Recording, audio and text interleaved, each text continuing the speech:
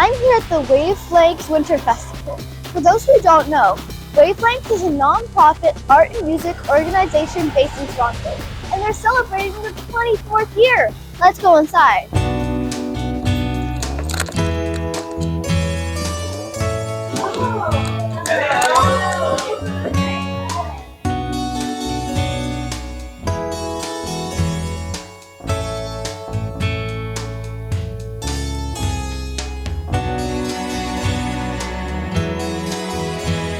So I am here with Jonny Dovercourt, who is the co-founder, executive director, and artistic director of Wavelength Music. That's me.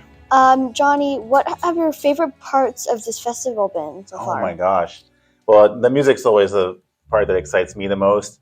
And just bringing everybody together. My favorite moment is seeing when the room fills with people and everyone is just all together and just loving the music and the art and the whole experience. That's my favorite thing, is bringing the community together. That's really cool. So what part do you play in making Wavelength? Like, do you help build sets, help put together the music? Wavelength is my baby. It's an organization that I founded 24 years ago.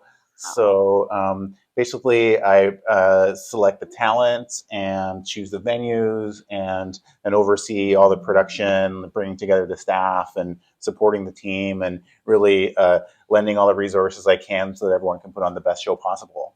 Cool. Roughly how long would you say it takes to put Wavelengths together? Oh, that's a good question.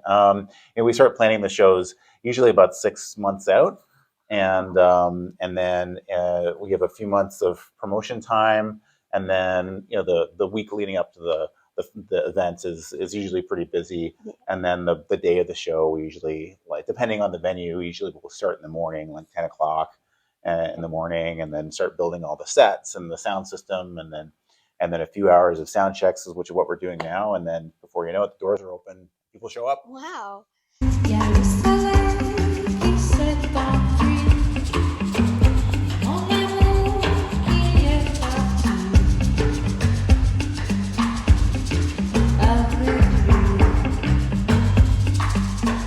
I'm here with Roxanne Ignatius. She makes the sets for Wavelengths.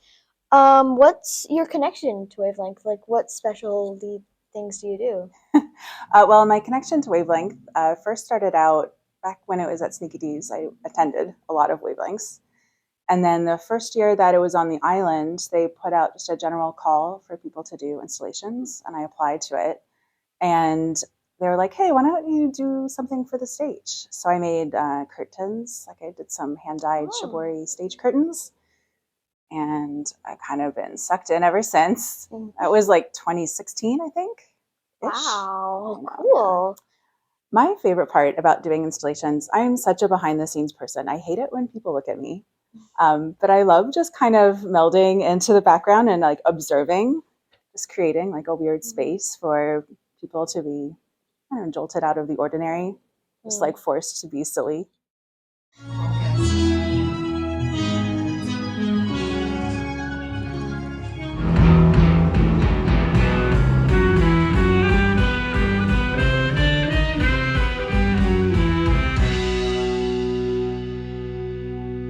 I'm currently with Spearin, who is performing and is also in the bands Broken Social Scene and Do Make Say Think. Charles, how has the experience of being a performer been? The experience of being a performer, well, I've been doing it since I was 17 years old.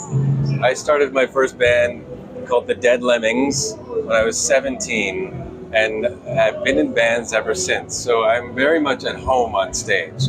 But even still, with nights like tonight, when I'm trying new things, I still get nervous. How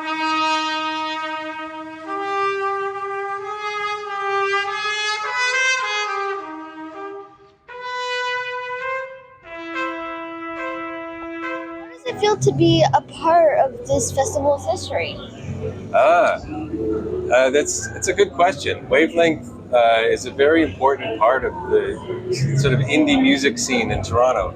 It's been around for 24 years now, and I've performed at lots of different Wavelength festivals, and they just they're so supportive of young artists, new artists, diverse artists, and they're just not afraid to invite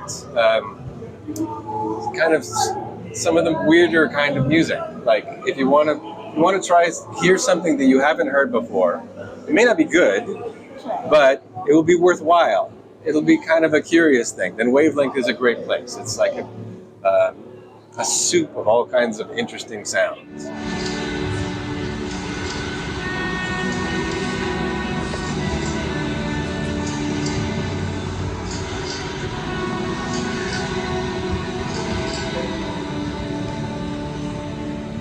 I'm here with Georgia Harmer, who is a performer and the headliner for the festival. So I'm going to ask a couple questions, if that's okay. So how are you feeling about headlining the festival? Are you nervous, excited? A little bit of both.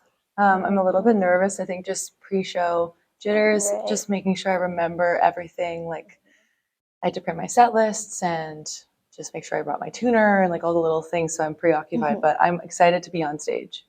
Nice.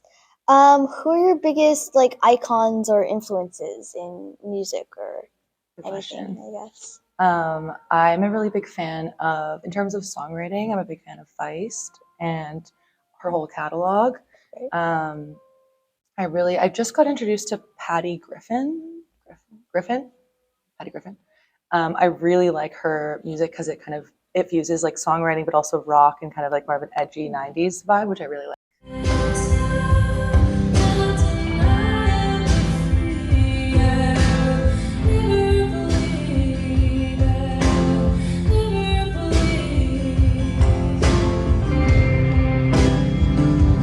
How does it feel to play like such a big part in the Wavelength Festival?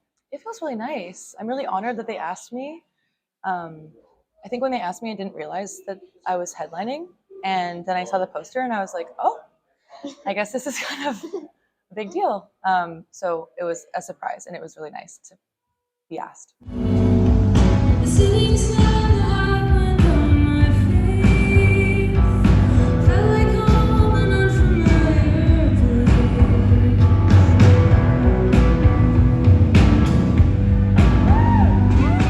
Why do I think music can be a big part? Well, that's a big question, and I could answer that in a few different ways. But I feel that music is somehow related to language. Like when we speak, our voice goes up and down, and then there's a kind of natural cadence to the speaking voice. And I feel like that we kind of evolved to be attracted to this sort of sing-song quality of voice that helped develop language. I think if we weren't interested in music, then we wouldn't have developed language. I think because they tie it so much to memory and experiences and growing up and those sort of really important moments in your life. When you think back to when I was 12 years old, I heard this band. When I was 15 years old, I went to this concert. When I was 20, I went to see these shows and met these people. It's really, really tied to memory and those key formative experiences.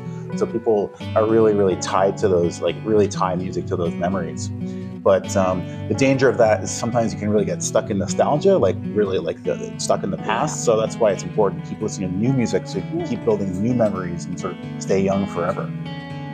There's something about music and art together. I think having, like, I really enjoy events that are not just one thing, but just like an interesting amalgam of something else to just like try something different and, you know, notice your surroundings more and feel more part of it.